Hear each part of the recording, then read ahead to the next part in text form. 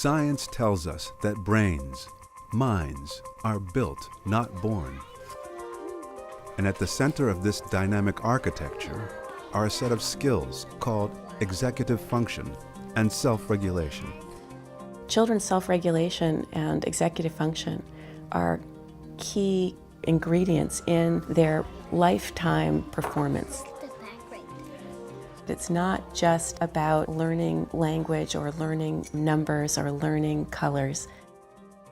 We have to be able to work effectively with others, with distractions, with multiple demands. These actually are skills that contribute to the productivity of the American workforce. Just look at your shapes. What should you have done next? Educators, I think, are looking for just this sort of thing. And when we describe what we mean by executive function, they say, yes, that's it. That's exactly, the problem. These kids, they can tell me these rules, but they can't actually use them. What's this? A toolbox. A toolbox. What is executive function? Safety goggles. Safety goggles. Probably the best way to think about it is sort of like an air traffic control system in the brain. Just like an air traffic control system has to manage lots of airplanes going on lots of runways and really exquisite timing and so on. A child has to manage a lot of information and avoid distractions. We really think of it as involving working memory and inhibitory control and mental flexibility. Take a situation where a child is having to take turns. So first of all, the child has to have inhibitory control. The child has to be able to stop whatever he or she is doing and let the other child take a turn. Cute. But when it's your turn again, you also have to remember what it is you're supposed to be doing. So that pulls on working memory. If the children who are taking the turns after you do something unpredictable, you have to be able to adjust what you're going to do next. And that requires mental flexibility. Children who are struggling with these capacities often look like children who just aren't paying attention, or children who are deliberately not controlling themselves.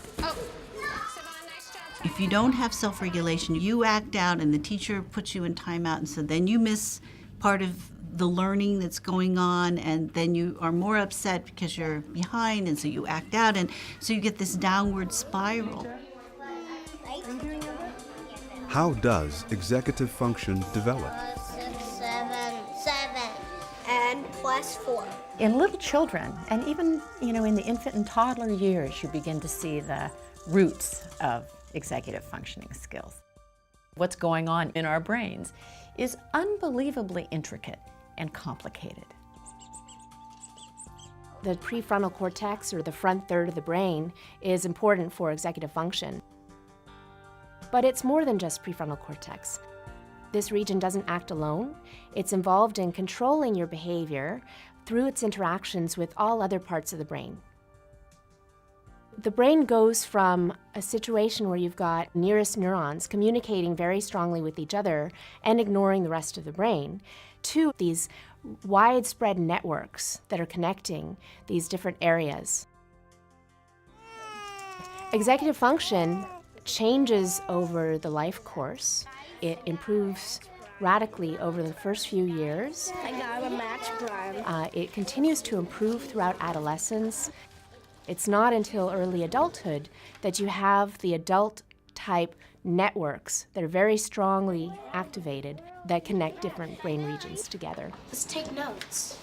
Also, we believe that executive functions can be trained. It's just like going to the gym. So the more you practice in these areas, the stronger the capacity is likely to become, because you're hoping to strengthen those neural connections. You're at 24. Slowly but surely, you're going to be able to step back, and that child's going to go into the world with these skills where they can get along with other people, change rules, and they can be flexible, and they can accomplish new things, and they're unafraid. I got bit by my dog in my arm. Oh dear. If we don't learn these skills, During the childhood and adolescent years when they're coming online, we are really ill-equipped as an adult to hold a job, to maintain a marriage, to raise children, to get along with each other, to basically be part of a civil society. You're okay.